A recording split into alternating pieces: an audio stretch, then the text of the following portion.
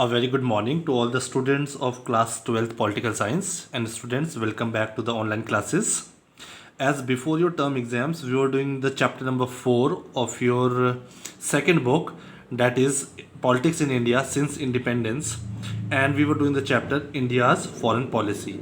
This is a new name according to the new revised syllabus given by the CBSE, as previously its name was India's External Relations, but this is a new name, India's Foreign Policy. In talking about this particular chapter, we had already finished two parts of this chapter, and this is the third part of this chapter, which we shall be doing in this particular video. And the topic for the day is features of Nehru's foreign policy. But before I move forward to this particular part and this particular topic, features of Nehru's foreign policy, I would like to quickly revise what we have done in the first two parts. Otherwise, it would be difficult for you to catch up with this particular topic currently, as there has been a gap because of the term exam. So quickly I will revise the topics for you which we have done in the first and the second part of this chapter. Okay, so let's start the revision first of all. So as I told you, the previous name, it was India's External Relations, and according to the new syllabus, this name is India's Foreign Policy. In the past, what we first we had discussed the topics which we shall be taking in this. As you know, 30% syllabus has been reduced, so we will be studying about the principles of foreign policy of India in context to India. Okay. In this, we will be seeing what are the 5 important principles. We also call it Panchsheel in relation to the foreign policy of India. We will be studying that. Then we will be studying the relations of India with other nations like US, Russia, China, and Israel. These 4 will be the most important topics of this chapter. Plus, we will at the last we will see India's nuclear program. Okay, so this is the important topics of this chapter. But before we move forward, let's see what we read in the principles of foreign policy in this particular video. So once I started this video, I told you about what do we understand by the foreign policy. The simple definition was it means foreign policy reflects the interest of nation and interplay of domestic and external factors. It means foreign policy, in simple way we can understand what are the relations our country India wants with its neighbors and other countries around the world.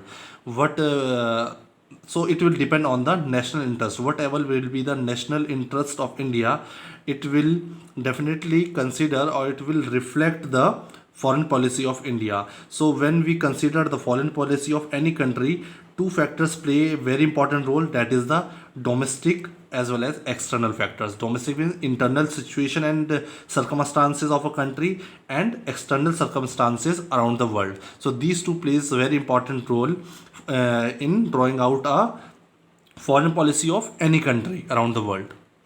So in contrast to India, we saw that when we got independence, and we got independence under a very difficult situation, the circumstances were not calm and cool. As there if I talk about external factors, there was an end of Cold War. Okay. You can see end of Second World War, sorry, not Cold War, it was the starting of Cold War, but the end of Second World War.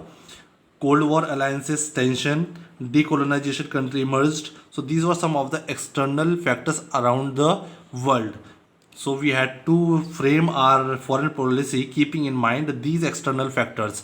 Along with these external factors, we also had to consider the internal factors, internal disturbance within our country, like partition, communal rights, etc., which were the problems just after independence which was faced by our country. So keeping in mind both external and internal problems, our foreign policy was made or drawn out. Okay, so national interest plays, so we can see the definition, it reflects the interest of nation and interplay of domestic and external factors. So when I'm talking about the external factors, it means international, and when I'm talking about the internal, it means national context. So the international context and national context. So what was the condition and situation in India, and when what were the circumstances under which the foreign policy of India was framed. So if I talk about the external, that is internal context, there was the end of World War, formation of United Nations, emergence of US and USSR as two superpowers, end of colonialism, birth of new smaller nations. In terms of internal factors, The situation which was there in prevalent in India was partition of our country, communal violence, legacy of international disputes, and task of poverty alleviation. So these were some of the important factors just after independence which India faced. So keeping in mind both these factors, India had to frame its foreign policy. And in the second video of this chapter, we had discussed about the Panchsheel. India outlined 5 principles of Indian foreign policy. There were 5 important principles on which our foreign policy was based, and it was called Panchsheel. So let's see what were the 5 important principles on which our foreign policy was based.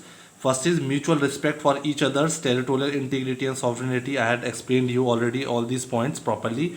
Non-aggression, non-interference in each other's internal affairs, equality and mutual benefit, peaceful coexistence. So these 5 principles are very important, and we call them Panchsheel, or the 5 principles of Indian foreign policy. You can get this question for 2 marks.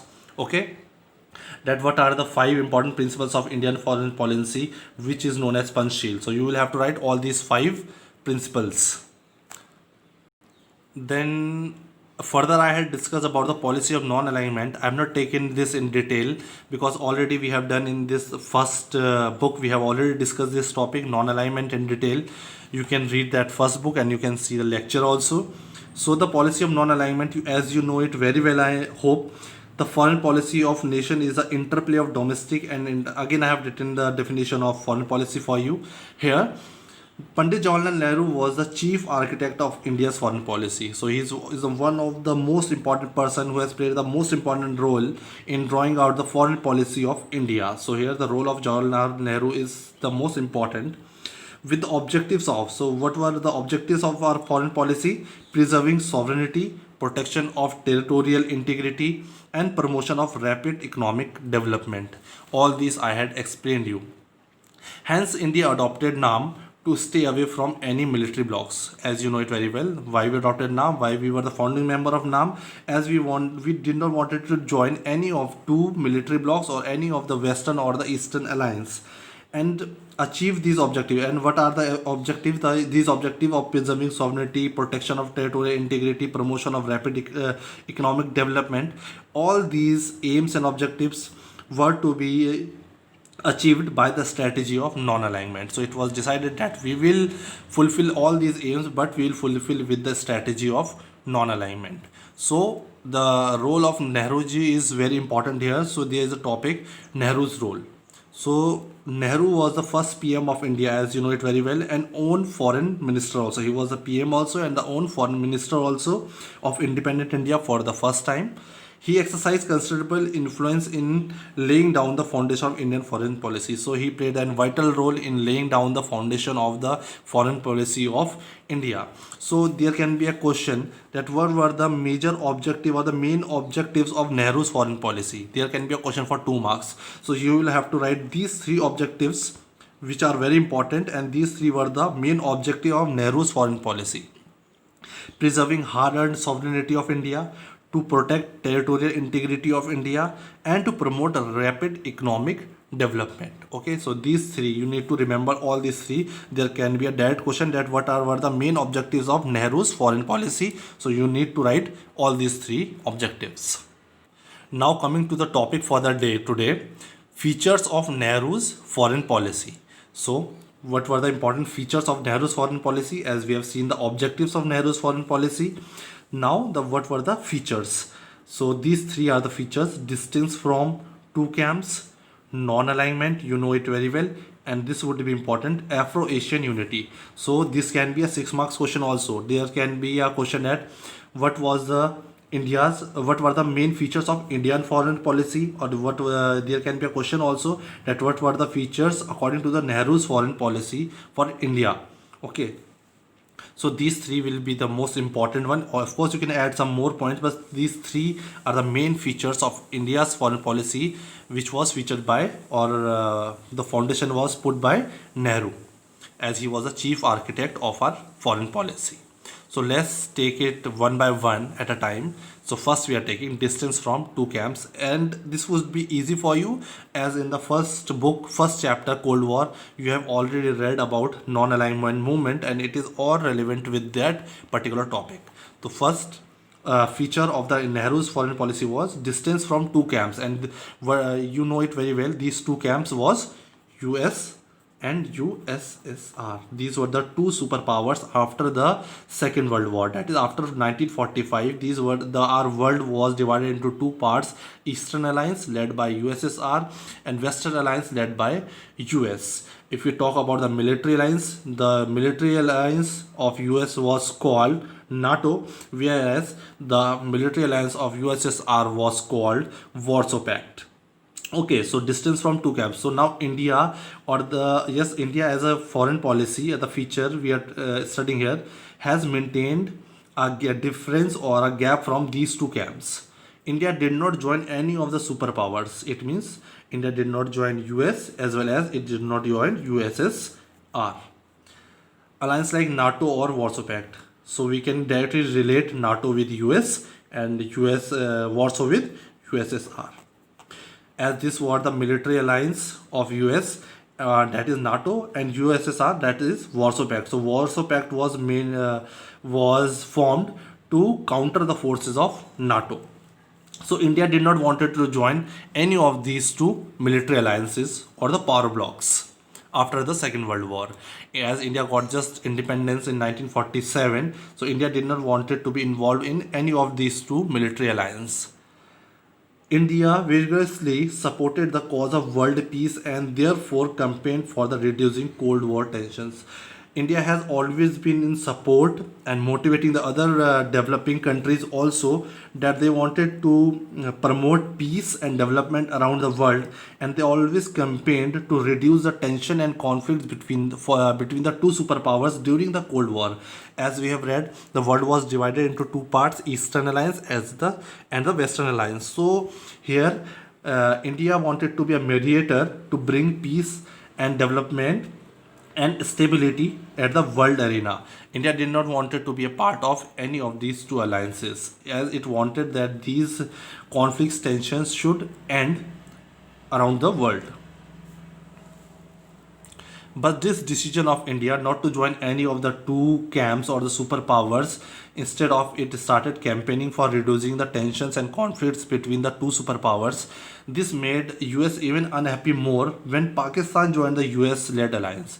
Now Pakistan has joined the US led alliance, that is the Western alliance system. Thus, so US was expecting India also to join the US alliance, but that did not happen, although the Pakistan had joined US. Thus, there was a considerable unease in Indo-US relations. So there was unease, instability in the relationship of India and United States during 1950s. After the independence during 1950s, India did not had good relations with US just because it did not join the alliance of US, although Pakistan has joined US alliance. Next important feature of Nehru's foreign policy, the main feature is non-alignment, and you are very much familiar with it. India advocated the policy of non-alignment, that is keeping away from the power politics of power blocks, you know that. Nehru's friendship with the other founding fathers of NAM, that is Nasir of Egypt, Tito of Yugoslavia, Nkrumah of Ghana, Sukarno of Indonesia, resulted in the first non-aligned summit of Belgrade in 1961. So here it is one important point. There was a first time when there was a meeting or official conference of the NAM members, all the countries of the NAM who were the member of NAM. They met for the first time in Belgrade in 1965. Belgrade is in Indonesia. Okay, so India has faced several criticisms. So after the non-alignment movement, one important point is there where the question can come in the exam also, and which is related to this point.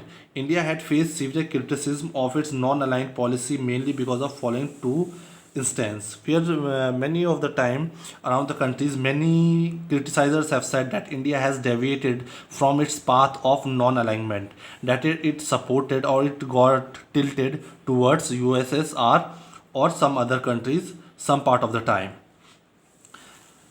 For example, in 1956, when Britain attacked Egypt over the Suez Canal issue, India led the world protest against this neo-colonial invasion. So what happened in 1956? As we know, India was following a system of non-alignment which did not wanted to merge with any of the two superpowers. In fact, it was acting as a mediator to reduce the tension and conflicts and bring peace to the world arena. But there has been criticism for India's non-aligned policy, where people think that India had been tilted towards USSR many some few in the past. So there are few examples given. In 1956, especially in 1956, when Britain attacked Egypt over the Suez Canal issue. So Suez Canal is in the north of Egypt, okay, and this Suez Canal was controlled by French and British people. But now Egypt wanted that Egypt wanted to nationalize Suez Canal, that it said it's in the jurisdiction of Egypt. But on this instance, Egypt was attacked by Britain. India led the world protest against this neo-colonial invasion. So India supported Egypt, that since this Suez Canal was under the jurisdiction of or the territory of Egypt, why Britain was attacking on Egypt. So this was called neo-colonial invasion, where India supported Egypt. As we know, Britain, it was ally of US, we can say, during the Cold War. Okay. But in the same year, and Egypt, as you know very well, Egypt was a founding member of NAM. So India supported Egypt against Britain, which was ally of US during the Cold War. But in the same year, that is in 1956, another incident took place, that is USSR invaded Hungary. Hungary was a satellite state of USSR. It was the ally of Hungary was ally of USSR, but now there was some protest or some agitation going in Hungary against the rule of USSR. Here, India did not support Hungary against USSR. So clearly, we can say India was somehow supporting USSR, or India has the tilt towards the USSR. And second was when India signed a 20-year treaty of peace and friendship with USSR in 1971. When there were the chances of a war with Pakistan, India wanted to maintain the balance, and as they know, Pakistan was supported by US, as Pakistan was the ally of US at that particular time. So India wanted to be safe and balance the situation. So India signed a 20-year peace and friendship treaty with USSR. India was blamed for tilting. So here India was blamed for tilting towards USSR, as India was the founding member of NAM, and according to the principles of NAM, India was not supposed to be tilting towards any of the two superpowers. But by these two examples, we can say that India had a tilt towards USSR somehow. But still, despite these allegations, so these were the allegations of India's on the principle of non-aligned movement. So despite these allegations, India received very high degree of respect. Still, India got a very high degree of respect, that this was a bold initiative taken by India or the developing nations which were recently got independence, as they were the colonies. So there was a bold step taken by these countries, and especially India, the founding member, to form NAM. So that is why India was being respected around the world, and its opinion were highly valued. Whatever the opinion India gave, they were highly valued, and in many times, as I told you, it played a very important mediator role in bringing peace or ending conflicts between two superpowers. So it's all the opinions were highly valued on any international issues due to its non-aligned instance. So this was the second important features of Nehru's foreign policy, and the last is the Afro-Asian unity, from the word Africa and Asian countries. So this group was made from the African and Asian countries, and these were the developing countries previously, which were the colonies of British, and also these were the newly independent countries. So let's see what was Afro-Asian unity. Nehru era was marked by establishment of contacts between India and the other newly independent African and Asian countries. If we talk about in Nehru's era, that is just after the independence, it is marked by established by the very good contact between India and other countries of Africa and Asia. So Nehru had a very good connection and contact with the new developing countries or newly independent countries of Asia and Africa.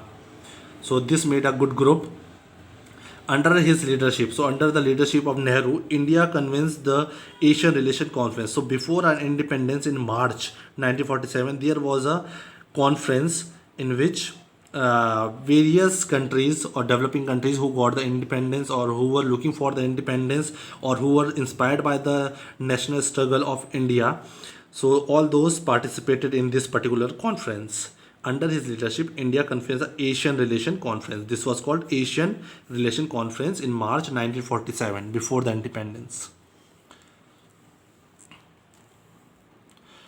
India supported the freedom struggle of Indonesia against Dutch. So if I talk about Asia, India also supported Indonesia to get freedom from Dutch. Although during the Second World War, this Indonesia was controlled by Japan, but after the Second World War ended, again this Indonesia was captured by Dutch and controlled. But now India held this Indonesia to get freedom from the control of Dutch colonial rule and convenes a conference for the same in 1949. So there was a conference for the freedom struggle of Indonesia, okay, in 1949. India also opposed the racist regime, especially apartheid in South Africa. Okay, now under Nehru also, again there was a regime that is called apartheid system in South Africa, where there is a discrimination on the basis of color, that is black and white. There is a lot of discrimination. So India opposed the racist regime, especially apartheid in South Africa. So it means here we are showing a close relationship between the countries of Africa and Asia and what is the role of Nehru in it. So considering all these relations and understanding between these nations, the Bandung Conference, Indonesia, there was a conference, Bandung Conference in Indonesia in 1955. This was the first time where the countries from Africa and Asia met together to discuss the policy of non-alignment movement.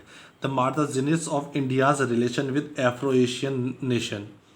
This conference led to the emergence of NAM. So after this conference in Bandung, for the first time, there was an official conference held in Belgrade in 1961. In 1955, they met for the first time, the countries of Asian, and they discussed the major principles and policies of NAM and how the things will go on. But in 1961, there was an official first meeting or conference of these nations in 1961 in Belgrade.